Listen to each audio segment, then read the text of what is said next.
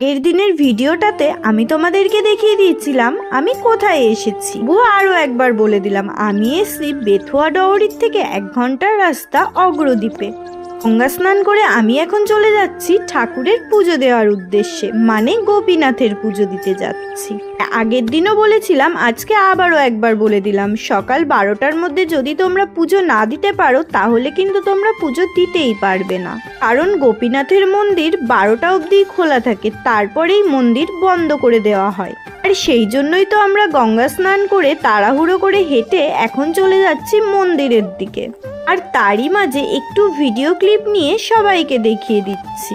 গঙ্গা স্নান করে হাঁটা পথে প্রায় 15 মিনিটের রাস্তা আমাদেরকে হেঁটে যেতে হবে, কিন্তু কি বলতো, অনেকে আছি বলে এই হাঁটাটা আমাদের হাঁটাই মনে হচ্ছে না।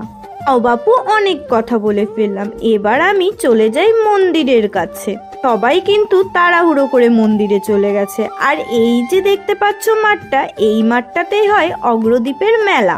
মেলার সময় আমরা পুজো দিতে আসিনি, কারণ মেলার সময় হয় খুবই ভিড়, সেই জন্যই তো ফাঁকায় ফাঁকায় এসে পুজো দিয়ে গেলাম। আর এই যে হচ্ছে গোপীনাথের মন্দির। ভগবান যদি তোমাকে টানে তবে কোনো বাধাই বাধা বলে মনে হয় না। আমার তো যাওয়ার কোনো কথাই ছিল না, হুট করেই চলে আসা হলো ভগবানের ধামে। আর এই দেখো, আমি মন্দিরে ঢুকতে ঢুকতেই একটু তিলক কেটে নিলাম।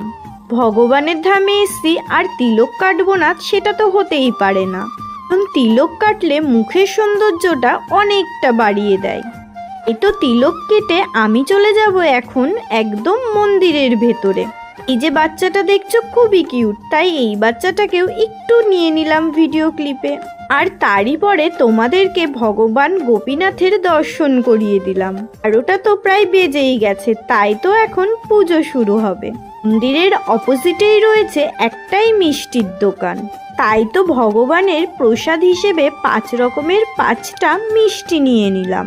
তারই পরে তাড়াহুড়ো করে আমি মন্দিরে চলে যাচ্ছি। কারণটা ওই যে আগেই বলেছি, 12টার মধ্যে কিন্তু পুজো কমপ্লিট হয়ে যাবে। আর দেখো, আমাদের এইদিকে পুজো প্রায় কমপ্লিট হয়ে গিয়েছে।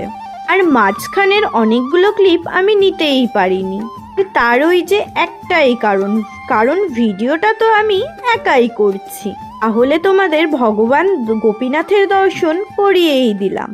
তারপরে দেখো, আমাদের পুজো যেহেতু হয়ে গেছে সেহেতু দেখো আমরা প্রসাদটা নিয়েই নিলাম। আমরা এখন ভগবানের প্রসাদটাই সেবা করব। আর তারই পরে আমি মন্দিরের সামনে এসে আবারও একটু ভিডিও ক্লিপ নিয়ে নিলাম। আর তারই পরে আমরা চলে গেলাম একটু কিছু খাওয়ার উদ্দেশ্যে।